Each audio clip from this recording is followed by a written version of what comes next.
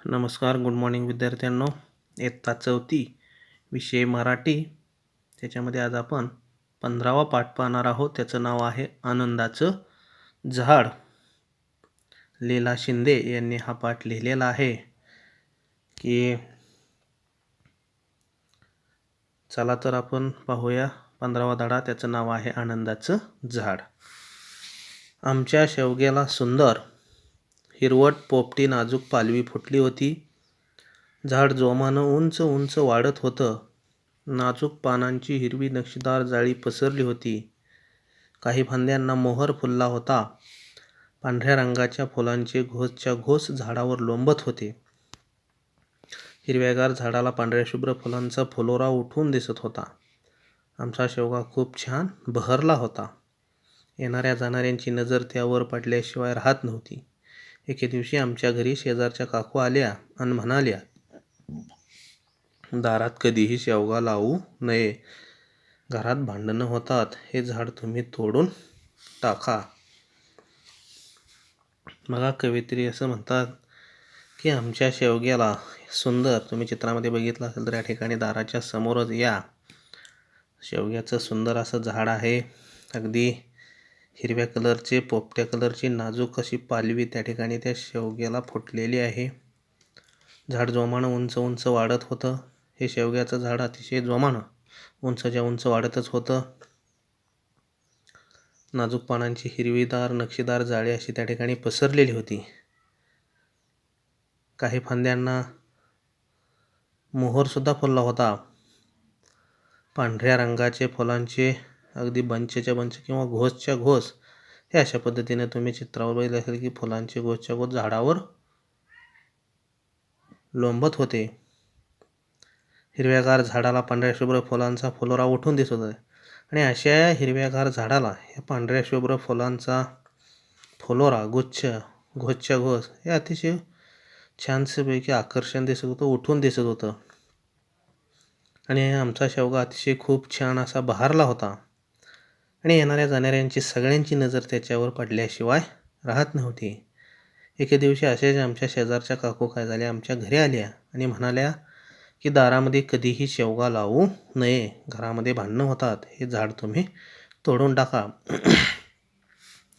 इतकं सुंदर झाडान तोडून टाका. मला जरा त्या काकूंचा रागच आला. मी काही म्हणायच्या आताच आई म्हणाली, झाडं ती सगळी सारखीच.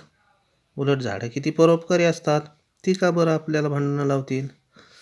मग एवढं सुंदर झाड आणि ते तोडून टाका, असं त्या काकू म्हणल्याबरोबर या कवयित्रीला त्याचा राग आलेला आहे. आणि त्या काही म्हणायच्या, त्यांची आईच म्हणाली, झाडं ती सगळ्यांना सारखीच. उलट ती किती परोपकारी आहेत, दुसऱ्यावर किती उपकार करतात, आणि ती का म्हणून आपल्यामध्ये भांडणं लावतील. आपण माणसंच असा विचार करतो. झाडं तर आपल्याला फळं देतात, फुले देतात, सावली देतात, पक्ष्यांना घर देतात, आधार देतात. आणि मी हे झाड लावलं ते जोपासण्यासाठी, तोडण्यासाठी नव्हे. आणि मग या कवयित्रीची आई अशी म्हणत आहे की झाडं तर ही परोपकारी आहेत. माणसंच असा विचार करत असतात. ती तर आपल्याला फळं देतात, फुलं देतात, सावली देतात, पक्ष्यांना घरं देतात, आधार देतात. आणि मी जे हे झाड लावलं आहे ते जोपासण्यासाठी, वाढण्यासाठी लावलेलं आहे, तोडण्यासाठी नाही. अशा पद्धतीचं ते कवी म्हणत आहेत. त्यावर काकू काय म्हणतात पहा. अहो, लोक शेंगा तोडून नेतील तेव्हा नाही का भांडणार तुम्हाला. आई म्हणाले, अहो नेऊ देत नेल्या तर खाण्याचीच वस्तू ती. झाडांना त्या शेंगा फक्त आमच्यासाठीच नाही लागल्या. झाडाला शेंगा असेपर्यंत लोकांचं लक्ष झाडाकडे जाणारच. त्यावर त्या काकू म्हणाल्या, अहो लोक शेंगा तोडून नेतील तेव्हा नाही का भांडणार तुम्ही त्यांना. ज्यावेळेस लोक त्याचे शेंगा तोडून येतील त्यावेळेस तुम्ही त्यांना भांडणार नाही का. त्यावेळेस आई काय म्हणते, नाही भांडणार, नेऊ देत नेल्या तर खाण्याचीच वस्तू आहे ती. आणि झाडांना शेंगा फक्त काय आमच्यासाठीच नाही लागल्या. जोपर्यंत झाडाला शेंगा आहेत तोपर्यंत लोकांचे लक्ष त्या झाडाकडे जाणारच आहे. हिरव्यागार पसरलेल्या फांद्यावर रंगीबेरंगी पक्ष्यांचा अखंड मेळा भरत होता. आमचा शेवगा म्हणजे माझ्यासाठी निसर्गाचा अनमोल ठेवा. आणि अशा हिरव्यागार या फांद्यावर पसरलेल्या अगदी रंगीबेरंगी पक्ष्यांचा सुद्धा त्या ठिकाणी जणू काय मेळाच भरत होता. सर्व पक्षी त्या ठिकाणी रंगीबेरंगी कलरचे सर्व पक्षी त्या ठिकाणी येऊन त्या झाडावर बसत असत. आणि अशा पद्धतीचा आमचा शेवगा हा या मुलीसाठी किंवा माझ्यासाठी निसर्गाचा एक अनमोल असा ठेवाच झाला होता. या शेवग्यामुळेच मला विविध पक्ष्यांची अगदी जवळून ओळख झाली.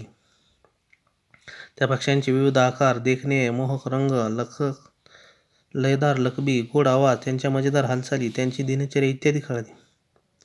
ती कवयित्री अशी म्हणते की ह्या शेवग्यामुळं मला काय झालं, या पक्ष्यांची अगदी जवळून ओळख झाली. पक्ष्यांची विविध विविध प्रकारचे पक्षी आहेत त्यांची मला माहिती मिळाली. त्यांचे विविध आकार असतील, त्यांचे देखणे असतील, त्यांचा मनमोहक रंग असेल, लयदार लकबी असतील, त्यांचा गोड आवाज असेल, या मी सगळ्या गोष्टी, त्यांच्या बारीक हालचाली, मजेदार हालचाली किंवा त्यांचा रोजचा दिनक्रम हे मला अगदी जवळून पाहता आल्या. त्या केवळ आमच्या या शेवग्याच्या झाडामुळे. आमच्या शेवग्याच्या पांढऱ्या शुभ्र फुलांच्या घोसावर रुंजी घालत गुंजारव करणाऱ्या जांभळट काळ्या टपोऱ्या भोंग्यांची व माझी भेट झाली. फुलांमधला मध पिऊन फुलांभोवती नाचणाऱ्या मधमाशा मी पाहिल्या शेवग्यामुळे. अलगद हवेत तरंगत इवल्या इवल्या चपळ फुलचुक्यांची झुंबड मला दिसली. मधानं गच्च भरलेल्या फुलातून हवेत अलगद मध चोखण्याची कला पाहावी ती फुलचुक्यांची. इटुकला बोटभर फुलचुक्या असतो मात्र कसरतपटू एरवी मलाच कधी दिसलाच नसता. फक्त आवाजच ऐकून होते तो तांबट पक्षी मनमुरादपणे मान खालीवर करत अगदी एकाग्रतेने तुकतुक आवाजाचा टणत्कार करताना मला चक्क दिसला. भर उन्हात शेवग्याच्या उंच उंच फांदीच्या शेंड्यावर कोकिळ पक्षीही शांतपणे झुलताना मी पाहिला. छोटे छोटे हिरव्या राघूंचे थवेचे थवे अलगद उडत उडत हवेत तरंगत कधी किडे तर कधी परागशयांचा फणा उडवताना पाहिलं. आणि मग कवयित्री अशा म्हणत आहेत की या हिरव्यागार पसरलेल्या फांद्यावर रंगीबेरंगी पक्ष्यांचा अखंड मेळा भरत असे. आणि हा शेवगा जणू माझ्यासाठी हा निसर्गाने दिलेला एक अनमोल ठेवाच आहे. या शेवग्यामुळे मला त्या ठिकाणी असणाऱ्या विविध पक्ष्यांची अगदी जवळून ओळख झाली. त्यांचे दिवसभर असणारी दिनचर्या किंवा त्यांचं दिनक्रम हे सगळं मला माहिती झालं. त्या पक्ष्यांचे असणारे विविध आकार असतील, त्यांचं वेगवेगळ्या प्रकारचं देखणे असेल, त्यांचे मोहक प्रकारचे मनमोहून टाकणारे रंग असतील, त्यांच्या लयदार लकबी असतील किंवा त्यांचा गोड आवाज असेल किंवा त्यांच्या मजेदार हालचाली असतील, अशा विविध प्रकारच्या हालचाली, त्यांच्या दिनचर्या या मला अगदी जवळून पाहता आल्या. आणि आमच्या या शेवग्याच्या पांढऱ्या शुभ्र फुलांच्या घोसांवर रुंजी म्हणजे फिरणे, रुंजी घालणे म्हणजे भोवती फिरणे. आणि या पांढऱ्या शुभ्र फुलांच्या घोसांवर रुंजी घालत म्हणजे त्या घोसांच्या भोवती फिरणारा जो काय जांभळट काळ्या टपोऱ्या रंगाचा भुंगा आहे. आपण सगळ्यांना माहीत असेल की अशा या पांढऱ्या शुभ्र फुलावर कुठल्याही वनस्पतीचं किंवा झाडाच्या फुलावर अशा पद्धतीचं भुंगे हे फिरत असतात. आणि ह्याच पांढऱ्या शुभ्र फुलांच्या घोसावर अगदी त्याच्या भोवती फिरत रुंजी घालत गुंजारव करणाऱ्या जांभळट काळ्या टपोऱ्या भोंग्याची व माझी भेट झाली. आणि भोंगा मी पहिल्यांदा कुठे पाहिला असेल किंवा भुंग्याची आणि माझी भेट कुठे झाली असेल तर ती आमच्या शेवग्याच्या या पांढऱ्या शुभ्र फुलांच्या घोसावर रुंजी घालत असताना मी त्याला पाहिलं की या जांभळट आणि काळ्या टपोऱ्या भुंग्याची माझी काय झाली, भेट झाली. फुलांमधला मध पिऊन मुलांभोवती नाचणाऱ्या मधभाषा मी पाहिल्या शेवग्यामुळे. आणि या फुलांमधला मध पिऊन त्या फुलांच्या भोवती नाचणाऱ्या मधमाशा जर मी कुठं पाहिल्या असतील तर त्या आमच्या शेवग्यामुळे मला त्या पाहता आल्या.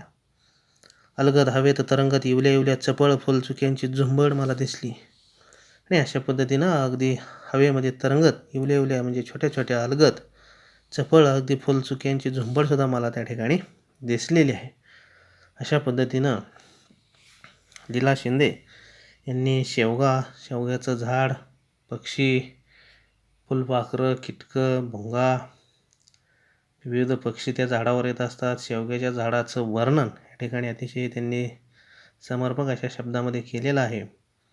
विद्यार्थ्यांनी हा व्यवस्थित पाठ वाचायचा आहे. याच्यावर असणारे कठीण शब्दार्थ लिहायचे आहेत. आणि राहिलेला भाग आपण पुढच्या व्हिडिओमध्ये अभ्यासणार आहोत. धन्यवाद.